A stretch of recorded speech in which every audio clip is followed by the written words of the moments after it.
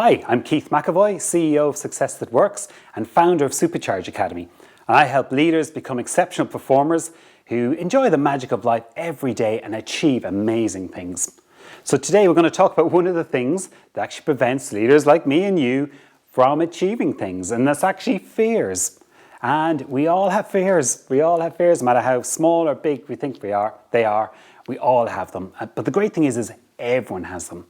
The problem with fears is fears are like a box around us. So it's like if you're here, okay, well, this is what your fears do to you. They basically put a box around you. And what it is it's preventing you from doing stuff. And if you think about it, if I want to learn, how do you learn? So you basically learn by going and doing something and figuring out what went wrong, what went right, and learning it, and then you become more skillful at it, and then you do it next time, you do it better. But if you're fearful about something, if you've got a fear in there, if you've got a reason that you don't want to do something, or a reason why you're holding back, well, guess what? You're not going to go and do that. And that's going to hold you back. So if it's something, if it's got the biggest fear, by the way, in the US corporate world is actually a fear of public presenting. But if you've got that fear of standing up in front of an audience and speaking, guess what? If you don't do it, you're not going to ever get over that fear. So you're going to be in this box. Public speaking is going to remain outside of that box. And what you've got to do is learn to break down that barrier, so that within your box, you now have audience of thousands who you're quite happy to go and present to. And the only way you're going to do that is by facing your fears and going through with it. And you need to do this. You need to do this for yourself, and you need to do this for your loved ones. Why your loved ones? Because your loved ones are depending on you. They're depending on you to be the person that you can be, the person that you know you can be.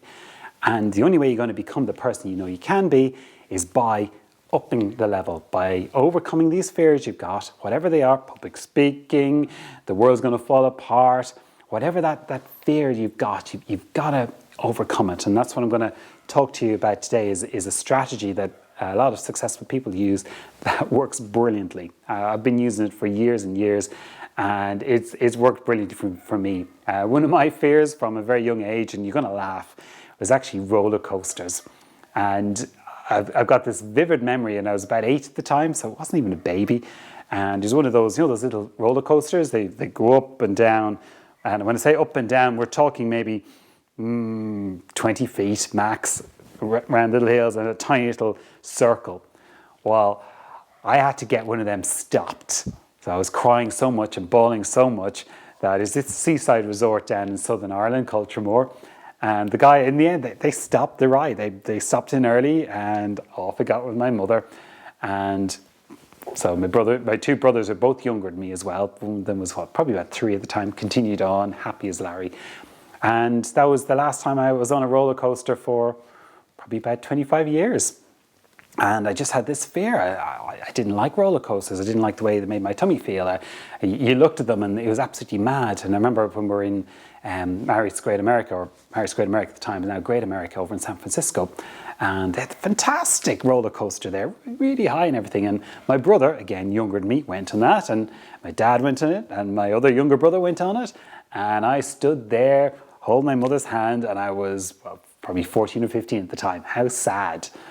Because I didn't get over it. So every amusement park from there till I was 30-something, I didn't go on roller coasters because I didn't like roller coasters. I feared them. That was it. End of story. I wasn't going to go there.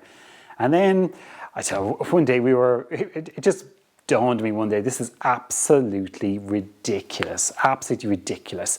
I sort of avoided amusement parks because amusement parks are full of roller coasters, right? So every time I go there, I'd have to come up with some new excuse for not going on a roller coaster. How ridiculous, absolutely ridiculous. So I said enough, and that was it. So went to Orlando. So we did theme parks there, and I got on a roller coaster, and you know what? It was horrible, but it wasn't that bad. It was actually okay.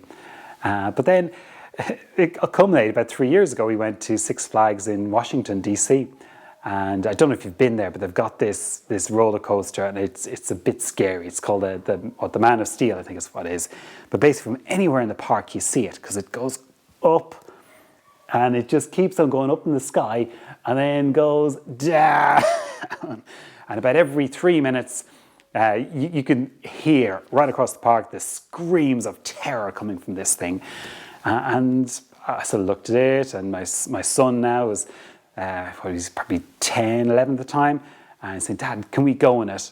And because I'd been on it a few times, like, oh, I don't want to, but you know what? I'm going to go on it. I am going to go on it. So sure enough, we did. We went on that roller coaster, and it did. It went high, and it kept going high, and it kept going high. And actually, it takes about 1.5 minutes to go up. It's that high. And then when it came down, panic, all of that. But it went down, and the G-forces, and you're almost blacking out as you shudder from side to side, and it comes down around, and I think it goes round the side twice, and then another loop around the side, and eventually I've been thrown around and almost blacking out with the G-forces, and it sort of grinds to a halt, and it's time to get off. I was still alive. I'd done it. My son thought I was amazingly brave. Double thumbs up, and I was so proud of myself in a stupid way. But it was because I'd made that decision a few years earlier that, you know what, this is ridiculous. I've got to overcome it. I went and I did it. And sure enough, actually I was on a roller coaster yesterday. But I love them. They're absolutely great. It's brilliant. I haven't been on one as high as the Man of Steel yet again, but I'll definitely go and do it again. And why do I tell you that story? Again, it was limiting me.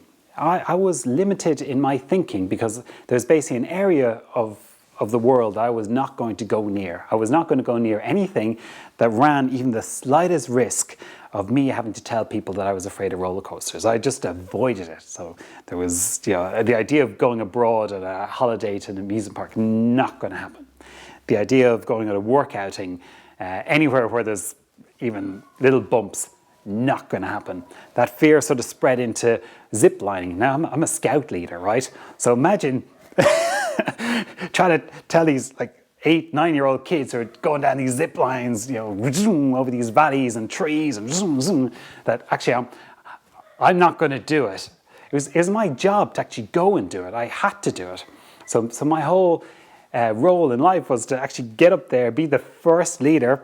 They couldn't see my knees, all shaking, but I had to get out there and I had to show them that life is about facing your fears, and that they might be fearful, but I'm on it. I'm ahead of them.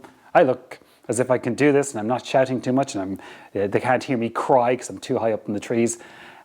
So by doing that, I was able to elevate them and help them overcome their fears by just acting as if it was all natural. And that is probably the most important thing about fears, is that most of our fears are unnatural. They're not true. They're for things that are not going to happen to us. And we've got to come up with a way of actually dealing with it. And so there's a phrase I use, and I've used for many, many years. And it was actually a phrase I was taught by a boss many years ago. And whenever I'm facing a fear and I'm realizing that actually I'm boxing in my life, I use this. And examples, when am I boxing my life? Anytime where I'm thinking I'm holding back from doing something and it's important to me, I need to do this. I need to learn the skill. Even if I fall flat on my face, I need to go and learn and get through it. So the phrase I was taught, and the phrase I want to share with you is very simple. It's, I can do this. And I'll give you the 2 exclamation marks for free. This is amazingly powerful.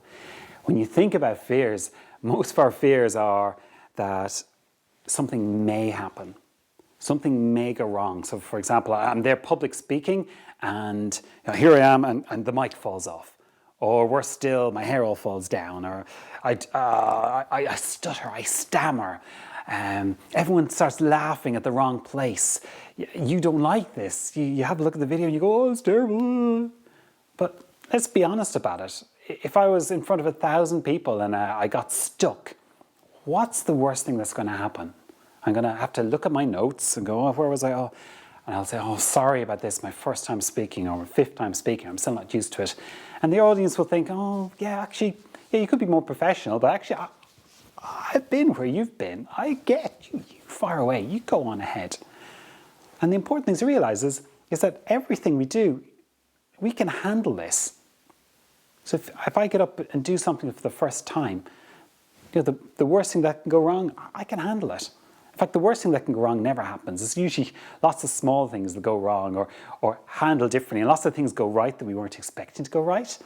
But you can handle it. And once you think about everything in your life that I can handle it. So once I decided I can handle this roller coaster, guess what? Of course I can handle a roller coaster. It goes round like everyone else does. And everyone gets off at the other end. What was going to happen? I can handle it. So of course it's going to get on it. Of course I'm going to stand in front. Of course I'm going to speak to you now. I can handle whatever's going to happen. If that camera falls over, guess what? We're going to reposition the camera and we're going to take the shot again. I can handle it. And that's the phrase I'd like you to think about in everything in life. So whenever you feel that you don't want to do this, there's that wrenching feeling, there's that worry, maybe you're sitting there at night about to go to bed and you're not sleeping yet because your mind is whirling, your mind's absolutely whirling, and you're trying to write it down, you're trying to capture something, you're trying to think through, well, have I covered all the options? What happens if this? What happens if that? Well, think about it. You will handle it. Okay, someone might laugh at you. Maybe your presentation is just not going to go right. Maybe that meeting you've got that you're taking someone through and you need to give them a very important message that's maybe uncomfortable. Maybe they haven't been performing very well.